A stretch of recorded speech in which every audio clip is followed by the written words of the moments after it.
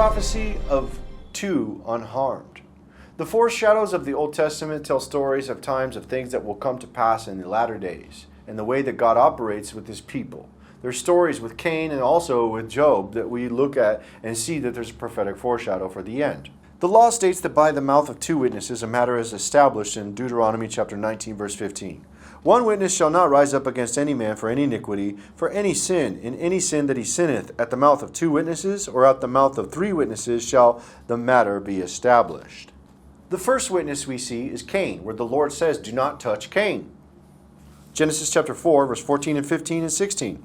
Behold, thou hast driven me out this day from the face of the earth, and from thy face shall I be hid. And I shall be a fugitive and a vagabond in the earth. And it shall come to pass that every one that findeth me shall slay me. And the Lord said unto him, Therefore whosoever slayeth Cain, vengeance shall be taken on him sevenfold.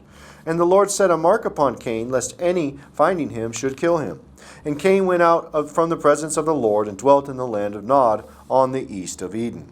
So we see here that the Lord set a boundary on Cain that nobody could cross to harm Cain. And anyone daring such would be killed. They would have vengeance sevenfold for touching Cain. And the second witness and testimony is of Job, when the Lord notified Satan that he has no permission to kill Job. Job chapter 1, verse 9 through 12. Then Satan answered the Lord and said, Doth Job fear God for naught? Hast thou not made a hedge about him, and about his house, and about all that he hath on every side? Thou hast blessed the work of his hands, and his substance is increased in the land. But put forth thine hand now, and touch all that he hath, and he will curse thee to thy face.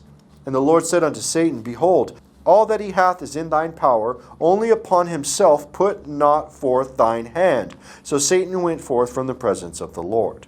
What we see is Satan is not permitted to touch Job.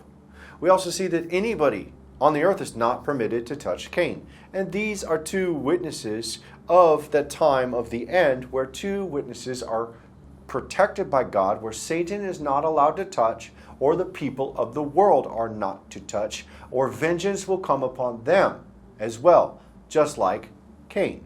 Revelation chapter 11 verse 3 says, And I will give power unto my two witnesses, and they shall prophesy 1,260 days, clothed in sackcloth. And we know that these are two prophets, because the scriptures say in verse 10 that these are two prophets that bring the torment for those 1,260 days. Revelation 11:10.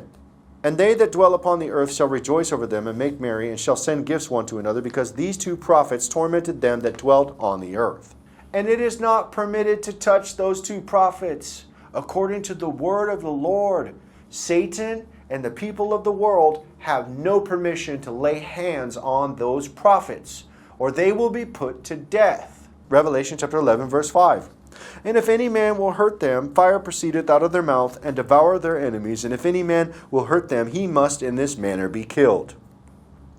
So just as Job and Cain are two witnesses to this, two prophets also in the end times are not permitted to be killed. And this is the prophecy of the end times foreshadowed in the story of Cain and also in the book of Job. So these are two witnesses of Cain and of Job that nobody's allowed to kill them or harm them. And we see this in the end times for those 1,260 days, that nobody's allowed to harm the two prophets.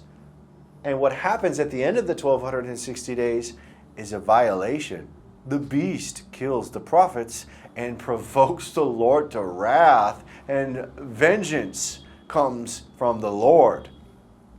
Revelation chapter 11 verse 5, And if any man will hurt them, fire proceedeth out of their mouth, and devoureth their enemies. And if any man will hurt them, he must in this manner be killed. Well, we see the beast and the false prophet kill those two prophets, and vengeance comes on them immediately following. Revelation chapter 11, 7. And when they shall have finished their testimony, the beast that ascendeth out of the bottomless pit shall make war against them, and shall overcome them, and kill them. This is a violation that leads to the beast and the false prophet being put into the lake of fire. The last mistake, the last prophet bloodshed in Jerusalem.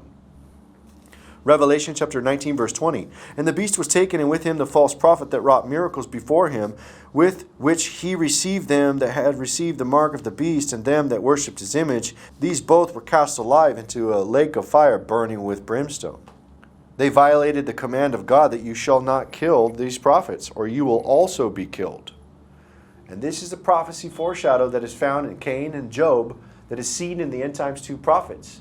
And this is the prophecy of the 2 unharmed.